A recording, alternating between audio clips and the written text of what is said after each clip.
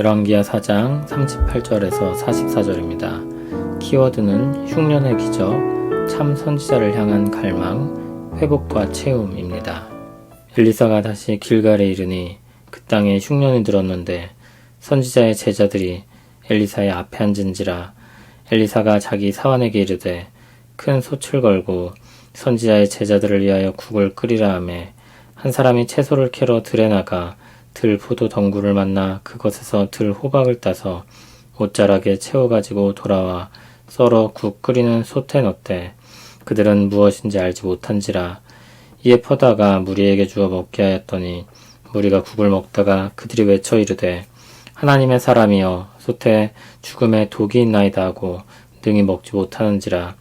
엘리사가 이르되 그러면 가루를 가져오라 하여 솥에 던지고 이르되 퍼다가 무리에게 주어 먹게 하라 하매 이에 솥 가운데 독이 없어지니라. 한 사람이 바알 살리사에서부터 와서 처음 만든 떡 곧 보리떡 20개와 또 자루에 담은 채소를 하나님의 사람에게 드린지라. 그가 이르되 무리에게 주어 먹게 하라. 그 사환이 이르되 내가 어찌 이것을 100명에게 주겠나이까 하나. 엘리사는 또 이르되 무리에게 주어 먹게 하라. 여호와의 말씀이 그들이 먹고 남으리라 하셨느니라. 그가 그들 앞에 주었더니 여호와께서 말씀하신 대로 먹고 남았더라. 아멘. 엘리사가 행한 두 가지 기적이 나옵니다. 모두 흉년을 배경으로 하고 있습니다. 첫 번째 기적을 보겠습니다. 선지자의 제자들이 엘리사의 앞에 앉았습니다. 엘리사가 자기 사환에게 큰 솥을 걸고 제자들을 위해 국을 끓이라고 했습니다.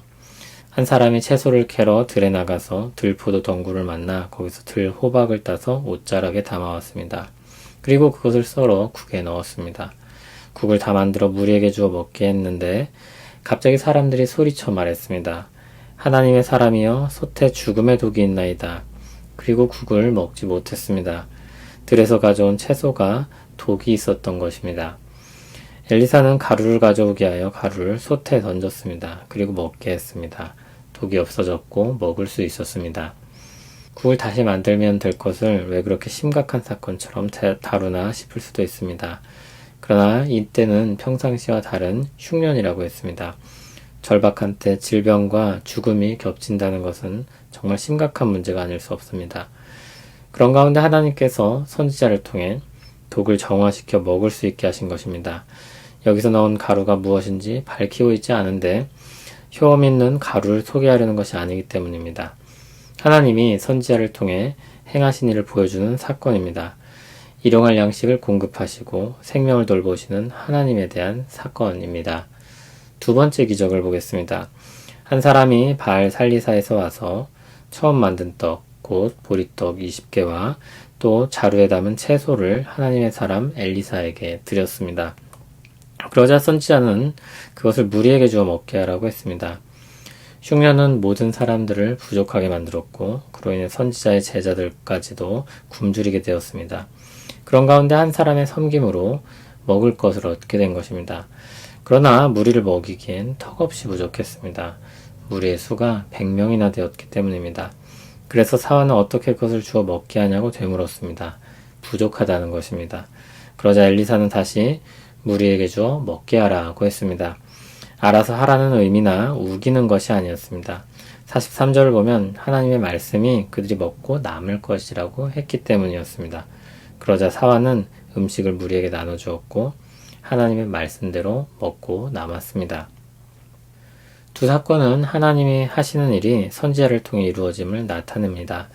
하나님은 친히 역사하실 수도 있고 그렇게 일하시기도 합니다. 그러나 많은 경우 하나님의 사람들을 통해 일하십니다.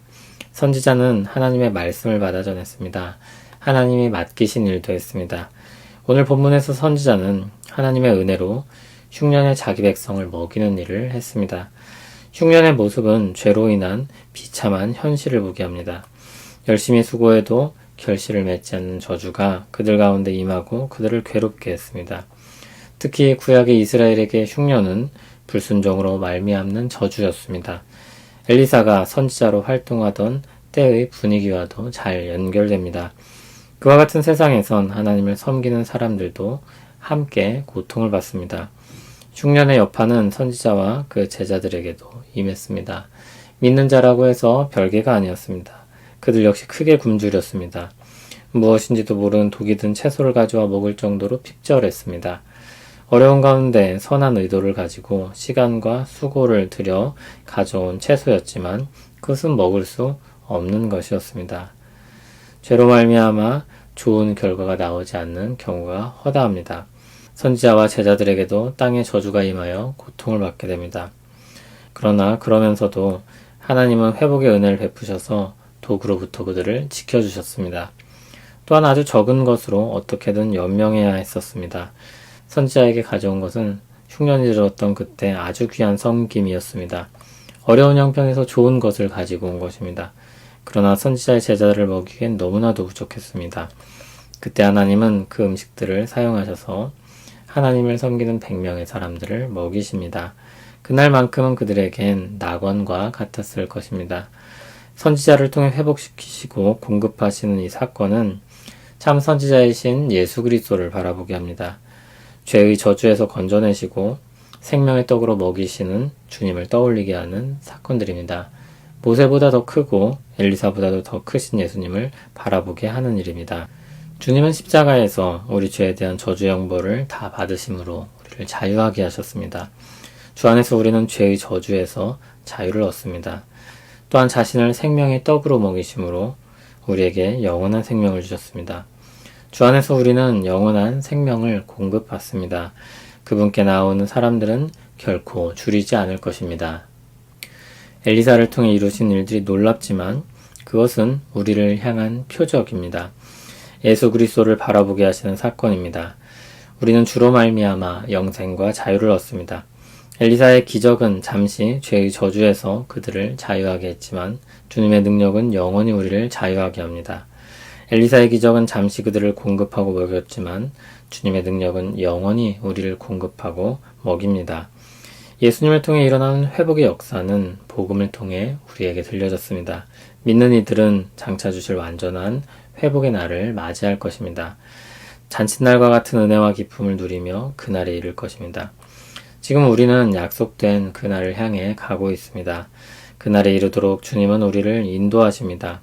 일용할 양식을 먹이시고 모든 악에서 우리를 건져주십니다. 하나님의 은혜를 맛보며 살게 하십니다. 그 은혜로운 회복과 자유와 체험과 평안이 우리 삶에 가득하기를 소원합니다. 우리는 주님의 은혜로 영원한 생명을 얻었습니다. 죄의 속박에서 자유를 얻었습니다.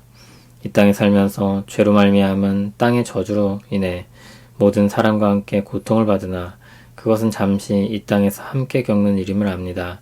주를 바라보고 주의 나라를 갈망합니다. 그리고 오늘도 은혜 가운데 일용할 양식을 얻길 원합니다. 주여 은혜를 누리며 살게 하시고 주를 찬양하며 살게 하옵소서. 예수님 이름으로 기도합니다. 아멘.